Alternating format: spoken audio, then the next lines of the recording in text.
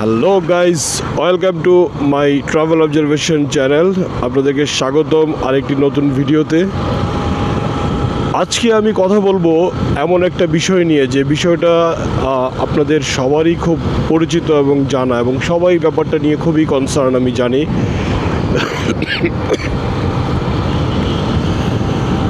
এই বিষয়টা নিয়ে কনসার্ন থাকাটা খুবই স্বাভাবিক, সারা দেশ এই জাতি এই বিষয়টা নিয়ে কনসার্ন। বাট আসলে আমার মনে হয় আমি আমার এই ট্রাভেল অবজারভেশন চ্যানেলের মাধ্যমে আমি আমার এই একটি অবজারভেশন দিতে চাই যে আপনার যদি চিন্তাতে ভুল থাকে তাহলে আপনার যে রেজাল্টেও ভুল আসবে, এটাই খুব স্বাভাবিক। ধরুন আপনি চিন্তা করতেছেন যে আপনি 2+2+5, তাহলে আপনি লিখবেনও সেটা, কারণ আপনার চিন্তাতেই ছিল 2+2+5। সো তেমনি আপনার যে কোনো ধরনের একটা সামাজিক ইস্যু, ছোট বড় যে কোনো ধরনের ইস্যুতে আপনার যদি সেই শুরুতে গলত থাকে, চিন্তাতে গলত থাকে, তাহলে আপনার সব কিছুই ভুল হয়ে যাবে। আমি এই কথা না বাড়িয়ে মূল প্রসঙ্গে চলে আসি। আমি যে বিষয়টা বলতে যাচ্ছি, আমরা যারা রাস্তাঘাটে চলি প্রত্যেকেই, যে চলি বা চলি না, যে চলে না তার আত্মীয় স্বজন চলে, তার সন্তান চলে, কিংবা যারা চলে তারা তো চলেই। প্রত্যেকেই প্রতিদিন প্রতিনিয়ত একটি মেসেজ পাই, সেটা হচ্ছে দেশের কোথাও না কোথাও কোনো না কোনো পথে প্রান্তরে সড়ক দুর্ঘটনা হচ্ছে। সেটা পৃথিবীর সব জায়গাতেই হয়, কিন্তু সেটার কিছু তুলনামূলক সংখ্যা আছে যেগুলো আমাদের দেশে অনেক বেশি, অন্যান্য দেশের তুলনায় অনেক বেশি। এই সড়ক দুর্ঘটনা কমানোর জন্য আমাদের দেশের অনেকগুলো সংগঠন অনেক ধরনের প্রচারণা চালিয়ে আসছে সামাজিকভাবে। এই সড়ক দুর্ঘটনাকে যেন একটা নিয়ন্ত্রণের মধ্যে রাখা যায়, সেটার জন্য একটা সামাজিক প্রচারণা অনেক দিন ধরেই চলতেছে। তো এই সামাজিক প্রচারণাটার মধ্যে একটা বিশাল ভুল আছে, যে ভুলের কথাটা আমি আজকে আপনাদেরকে বলতে চাই। আমার মনে হয় আমরা যদি এই ভুলটাকে সংশোধন করতে পারি তাহলে আমাদের কাজ অর্ধেক শেষ হয়ে যাবে। কারণ আপনার একটা স্লোগান, একটা ডায়লগ অনেক কিছু নির্ভর করে, একটা স্লোগান, একটা ডায়লগের কারণে একটা দেশ স্বাধীন হয়ে যেতে পারে। একটা স্লোগান, একটা ডায়লগের জন্য একটা জাতির পরিবর্তন হয়ে যেতে পারে। একটা স্লোগান, একটা ডায়লগের জন্য একটা মানুষের জীবন চেঞ্জ হয়ে যেতে পারে। তাই আপনার এই স্লোগান এবং এই ডায়লগটা যদি ভুল থাকে তাহলে আপনার সেটা কখনোই কোনো কাজে আসবে না।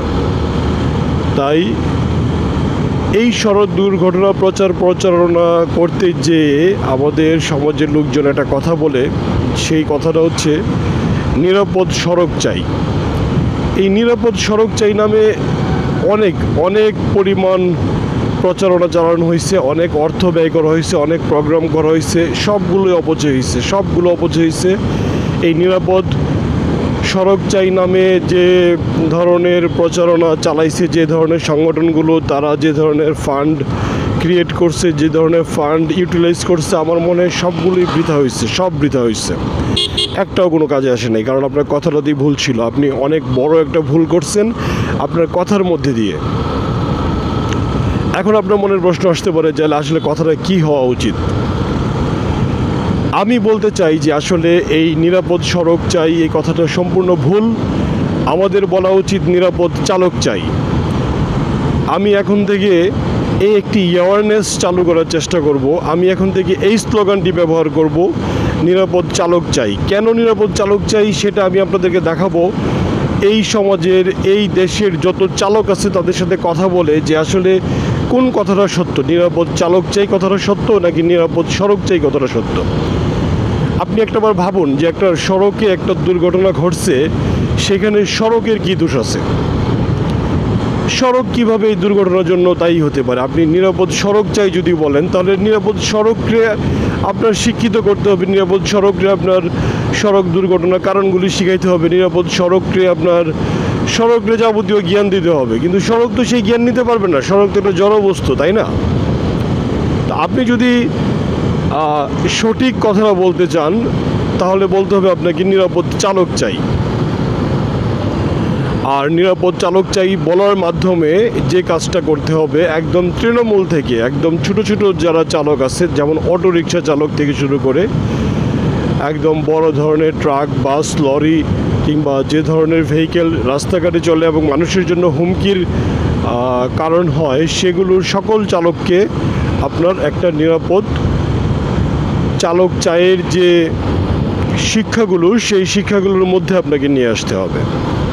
এখন সেটা কিভাবে করবেন সে বিষয়ে আসে। আপনাকে শুরু করতে হবে আপনার ঘর থেকে। আপনার ঘর থেকে বলতে আর ধরেন আপনার ঘরে যদি 4 জন কিংবা 5 জন চালক থাকে, এই 4 জন কিংবা 2 জন কিংবা 1 জন কিংবা আপনি নিজেই হন না কেন, কোনো সমস্যা নাই। আপনাকে নিজে আগে সংশোধন হতে হবে। আপনি নিজে যখন সংশোধন হয়ে যাবেন, দেন আপনি আরেকজনকে যখন একটা পরামর্শ দিবেন, সে এই কথাটা শুনবে। তো আপনি নিজে সংশোধন হবেন, তারপর আপনার মহল্লার আশেপাশে যারা আছে তাদেরকে আপনার মেসেজটা পৌঁছাবেন যে নিরাপদ চালক চাই। হোয়াট ইজ নিরাপদ চালক চাই, নিরাপদ চালক কেন চাই, কেন নিরাপদ চালক দরকার। তারপর পাড়া মহল্লা থেকে আস্তে আস্তে বের হয়ে যাবেন, ছোট ছোট বাস স্ট্যান্ড কিংবা সিএনজি স্ট্যান্ড কিংবা রিক্সা স্ট্যান্ডগুলোতে আপনি আপনার প্রচারণা চালাবেন। আর এটার সাথে যদি আপনার বন্ধুবান্ধব কিংবা কেউ সম্পৃক্ত হতে চায়, তাদেরকে সম্পৃক্ত করবেন একটু বড় পরিসরে করার জন্য। এইভাবে যদি আমরা প্রচারণাটা চালাতে পারি, তাহলে আমার মনে হয় একটা সেফ ড্রাইভার যে আগামীতে দরকার, সেই সেফ ড্রাইভিংয়ের যে ড্রাইভার যারা চালক, তাদেরকে আমরা তৈরি করতে পারবো। তো এইভাবেই আস্তে আস্তে নিরাপদ চালক চাই স্লোগানটাকে যদি এস্টাবলিশ করা যায়, তখন চালকদের কানেও যখন যাবে যে আমাকে তারা নিরাপদ চাইতেছে, সো আমাকে আরও সেফ হতে হবে। তো চালকরা নিরাপদ না হলে আসলে সড়ক কখনোই নিরাপদ হবে না। তাই আমাদের সবার আগে চালকদেরকে নিরাপদ করতে হবে। আর চালকদেরকে নিরাপদ করার জন্য আমাদের সামাজিকভাবে বিভিন্ন ধরনের কার্যক্রম চালাতে হবে। সেই ধরনের কার্যক্রম চালানোর জন্য আমাদের সেই মন মানসিকতা থাকতে হবে।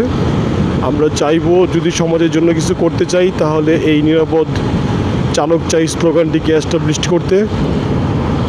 আমি আজকে আমার এই ভিডিওর মাধ্যমে জানিয়ে দিলাম, আমি এই নিরাপদ চালক চাই এই অ্যাওয়ারনেসটি প্রতিষ্ঠিত করার চেষ্টা করব। আপনারা আমার সাথে থাকবেন। আজকের ভিডিও এখানের মধ্যে শেষ করছি।